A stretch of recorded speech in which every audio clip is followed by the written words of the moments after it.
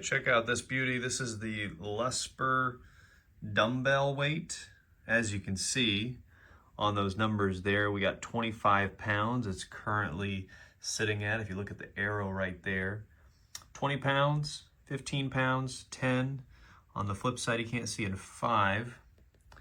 And so basically, this bad boy, and it's got a little placeholder down there. You know, you put your arm here, and if you turn it, you can turn it to 20, turn to 15, turn to 10, turn to 5. So if I just want to do a light, I don't know, shoulder raise or something weird, or wrist curl or something, 5 pounds, or, let's say different people in the household use it.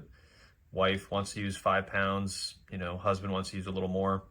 5-pound weight, just like this.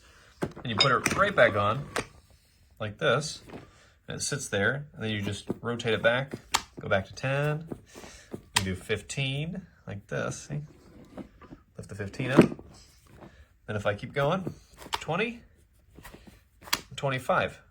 So now if I want to be a really strong man, I can, make it happen with 25 pounds. Let's see.